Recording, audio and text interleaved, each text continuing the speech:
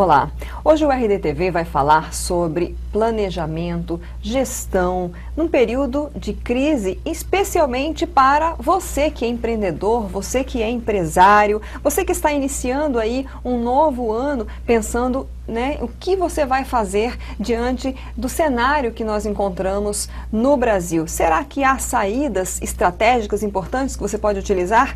Bom, nós vamos conversar hoje com um professor e coach, Luciano Zanqueta. Muito obrigada pela sua presença aqui no RDTV. Bom dia, eu que agradeço estar presente nesse programa tão assistido, inclusive por mim também.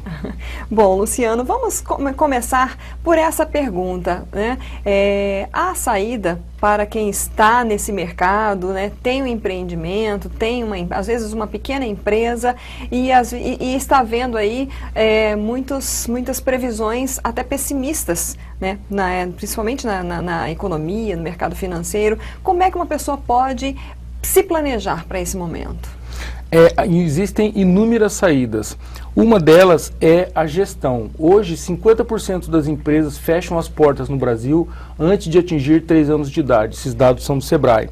Por 2 grandes motivos. Um deles, falta de gestão, de gerenciamento. E outro, por falta de fluxo de caixa. E o importante ressaltar é que o fluxo de caixa, muitas das vezes, não é a causa. É o efeito gerado pela falta de gerenciamento.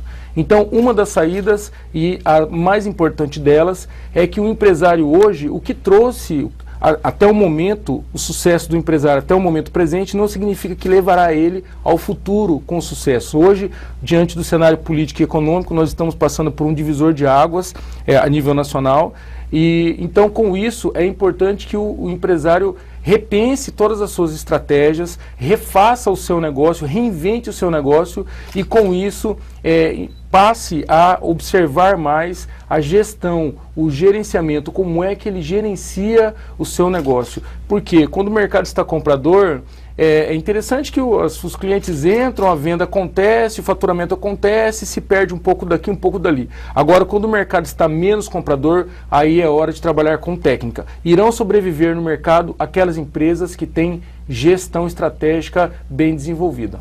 O que pode ser considerado um diferencial nesses casos? Por exemplo, preço é atendimento? O que o profissional tem que focar nesse momento para que ele possa então atrair o cliente, manter o seu cliente fiel?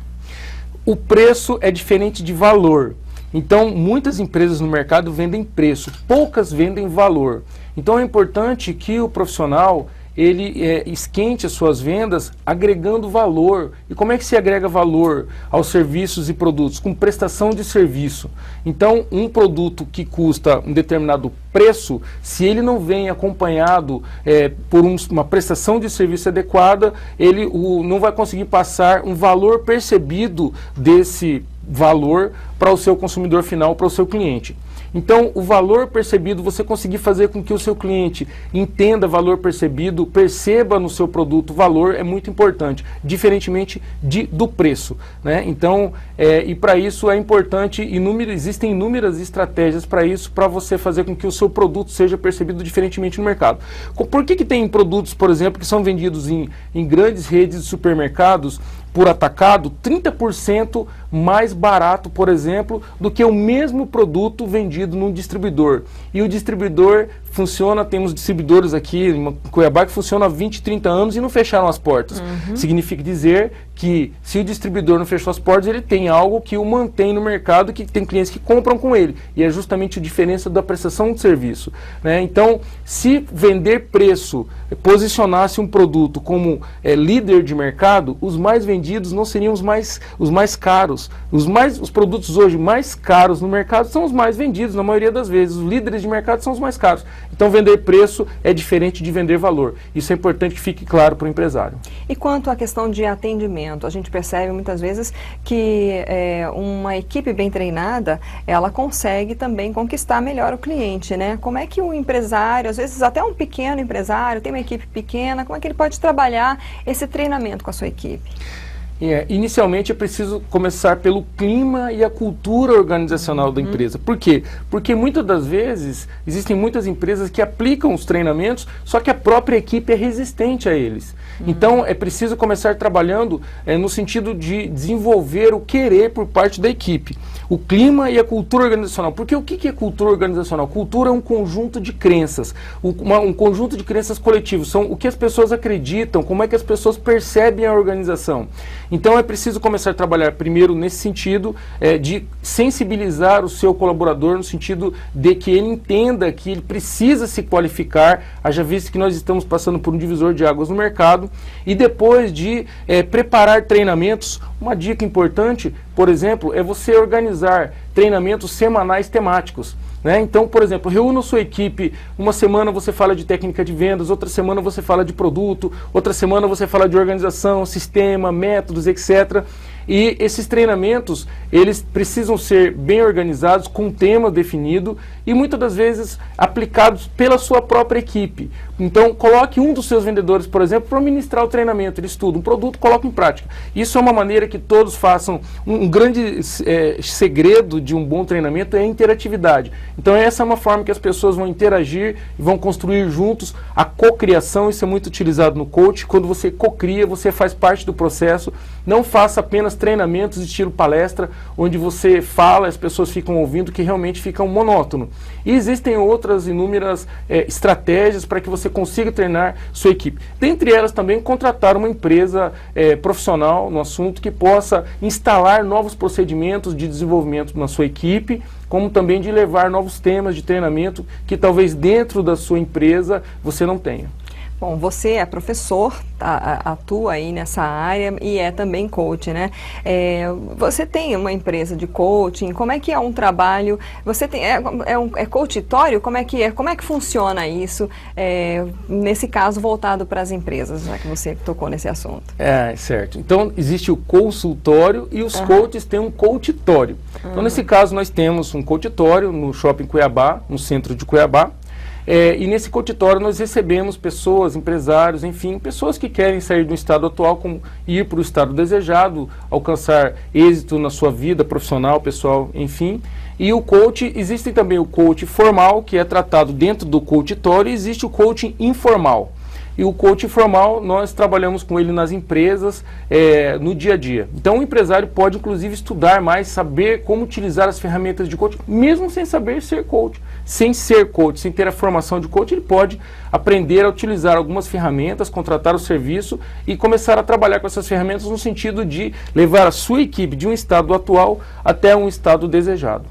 Bom, a gente já entrevistou aqui o Júnior Macanhã, né, que é presidente do Unishop, falando aí desse mercado em Cuiabá, porque assim, a gente percebe que tem muitas empresas que fecharam as portas, muitas inclusive com anos, né, que estavam em atuação, e tem algumas que surgiram com essa onda aqui, por exemplo, de food park, né, food truck, food bike, né, comida de rua. A criatividade, você acha que ela ajuda nesse momento em que a pessoa precisa se renovar numa situação de crise? Você tocou num ponto muito importante, sabe? Porque a criatividade, com certeza, encontrar dentro de problemas soluções, né? Você pensar fora da caixinha, esse é o momento que o empresário precisa fazer isso. Então, a criatividade, não apenas a criatividade, mas um conjunto de fatores que compõem o perfil empreendedor. Então, se nós pegarmos aqui algumas literaturas, como por exemplo José Carlos de Assis Dornelas, que tem o livro Empreendedorismo, Transformando Ideias em Negócios, que é um livro bibliografia de cursos de pós-graduação e graduação em grandes faculdades, ele descreve ali o perfil do empreendedor. E mais do que nunca, nesse momento da economia, é preciso que o empresário busque dentro de si desenvolver esse perfil. Um deles é de realmente ser criativo. E nesse sentido, conseguir enxergar mais além, ampliar a sua visão. Tem um artista plástico, o Michelangelo, né? Eu estive falando disso esses dias. E o jornalista perguntou para Michelangelo como é que ele pega uma pedra bruta e faz na pedra uma estátua maravilhosa. Ele falou, é muito simples. Eu pego a pedra, retiro o excesso e a estátua está lá dentro. Então, enquanto muitas pessoas enxergam pedra, ele consegue dentro da pedra enxergar uma estátua. Ou seja, enquanto muitas pessoas enxergam crise, é importante que o empreendedor enxergue dentro da crise as oportunidades. E no início da matéria, nós estávamos falando, você perguntou a respeito das estratégias. Então, uma das estratégias poderosíssimas, além da gestão, é o próprio conjunto de comportamentos e atitudes do empresário. Por quê? Porque é importante que o empresário pense de forma positiva, porque se ele passar para a sua equipe um ar de desmotivação, a sua equipe vai desmotivar. Então ele precisa de multiplicar notícias positivas da economia, olhar para o lado positivo, porque tudo tem um lado negativo, mas tudo também tem um lado positivo, né? Olhar com mais positividade. E existem várias estratégias dentro disso e dentro da crise. Um exemplo, vamos aqui falar de um exemplo mais pontual na microeconomia, tem os produtos substitutos. Então, se a carne de primeira, o preço subiu muito da carne de primeira, automaticamente vai existir uma migração, porque todos têm que comer. Vai existir uma migração de um produto para o outro. Então, provavelmente, a carne de primeira vai cair o preço, mas vai cair a venda, mas vai subir a venda do ovo. Vai existir uma migração, né? Então, dentro do seu portfólio, da sua empresa, do seu mix de produtos, quais são os produtos substitutos? Por quê? Porque às vezes não está na hora de vender um produto muito mais caro, mas quais são os outros que poderiam substituir e abraçar esse nicho de consumidores que estão migrando? Um outro ponto estratégico importante que você precisa acompanhar no seu portfólio, enquanto empresário, é observar os produtos que têm demandas inelásticas. Ou seja, se eu compro um chantilly, por exemplo, e esse chantilly sobe 50% o preço, provavelmente na próxima ida minha ao supermercado eu vou descartar esse produto do meu carrinho. Ora, eu consigo viver completamente tranquilo sem um chantilly. Por outro lado, se o gás de cozinha aumenta 50%, provavelmente você não vai deixar de cozinhar no gás para cozinhar no fogão de lenha. Então você vai tirar de outro lugar para colocar ali. Ou seja, um exemplo típico dos extremos de um produto com demanda elástica versus um produto com demanda inelástica. Então, quais são os produtos de demanda inelástica que você tem? Porque esses produtos no cenário de crise, eles precisam ser consumidos, né? Então, dê foco, evidencie, coloque em publicidade esses produtos de demanda inelástica e também os produtos substitutos. São duas dicas pontuais dentre muitas outras oportunidades que você pode ter durante a crise. O importante é pensar o seguinte: enquanto uns choram, outros vendem lenço. Bom, para 2017, que áreas você acha que tem aí uma possibilidade de crescimento? Quem quiser investir, por exemplo, numa área específica. Uma área específica, né? Hoje os jornais estão evidenciando aí notícias de que nós iremos no Mato Grosso colher recorde de produção de soja. A tendência é essa, né? Então o agronegócio é um mercado que está se profissionalizando aos poucos, mas já tem um nível de maturidade muito interessante. Então, se a produção de soja é recorde, os produtos que acompanham a produção de soja também, os produtos indiretos, né, que são vendidos para a produção de soja, desde insumos agrícolas e etc. Então, o agronegócio é sempre morar em Mato Grosso e não evidenciar o agronegócio como uma oportunidade, não seria justo. É sempre uma grande oportunidade trabalhar olhando para o agronegócio.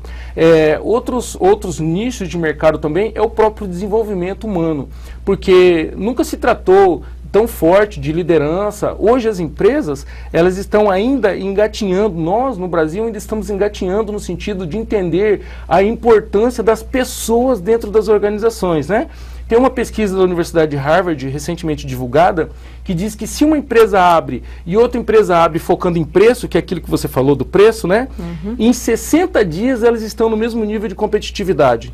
Enquanto que se essa empresa abre e foca em propaganda, outra empresa em um ano estará no mesmo nível de competitividade. Se essa empresa abre e foca em produtos manufaturados, que são mais difíceis de ser copiados, outra empresa abre, em 3 anos estão no mesmo nível de competitividade. Agora, se uma empresa abre e foca em pessoas, em desenvolvimento humano, outra empresa demorará 7 anos para chegar no mesmo nível de competitividade.